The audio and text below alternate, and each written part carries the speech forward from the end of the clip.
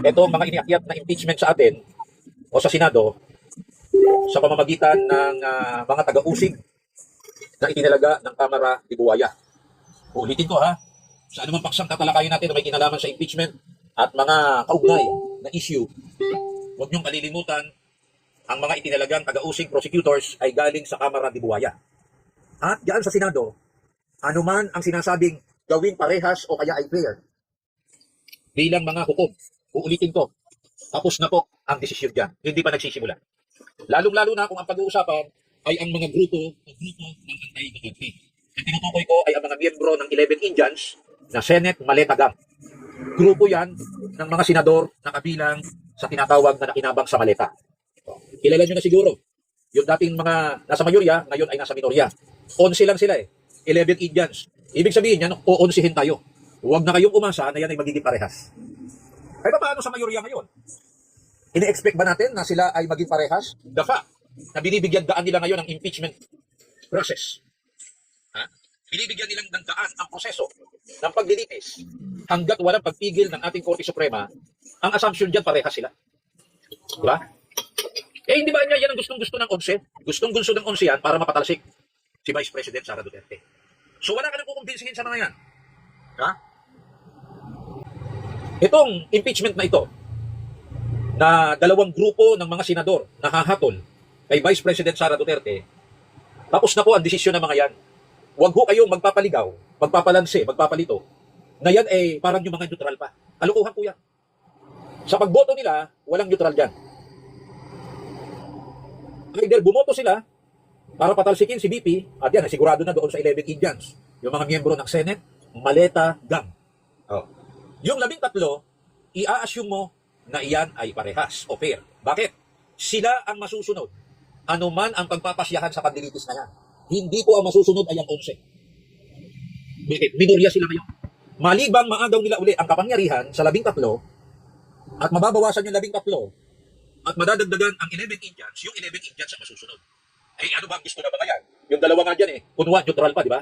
Nung magbotohan nang nandun si Senador Bato, eventually, nung Lunes, kumanig din sila. Doon sa 9, naging 11 nga eh. Di ba? Ano ibig sabihin nun? O-11 natin ang mga Duterte. Hindi na nila o-11 dyan ang mga dilawan, liberal oping. Na-11 na nila yan eh. Magkaka-11 nga sila eh.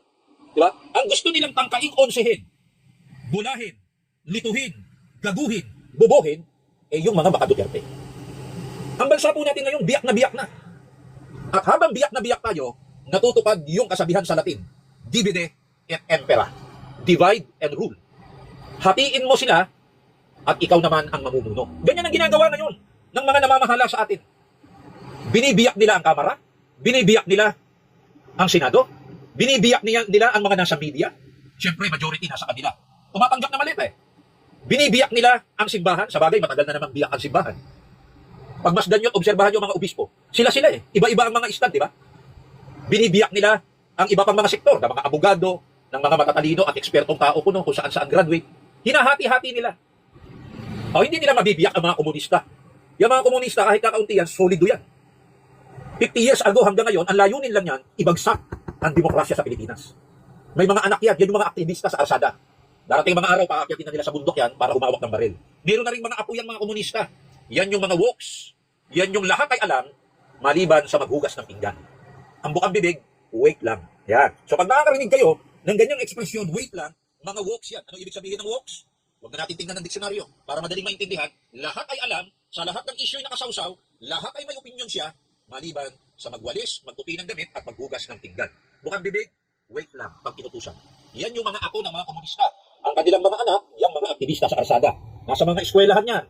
Tandaan ninyo. Ha? Yung mga yan nagkakaisa. Ano ang kanilang gustong palitawin? Magulo sa Pilipinas.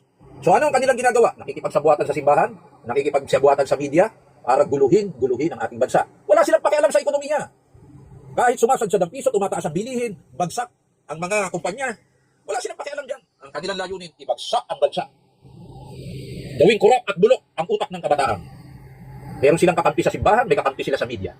Meron silang laging mga ini-interview sa media, yung mga eksperto sa batas. Ha?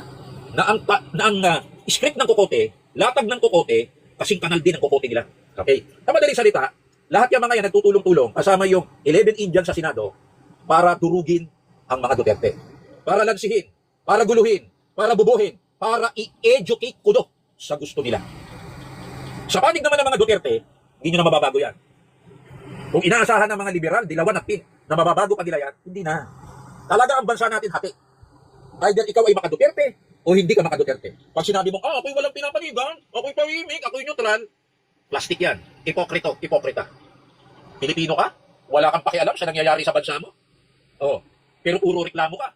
O, sino sinisisi mo? Duterte? Bakit? Duterte ba namamahala sa bansa natin?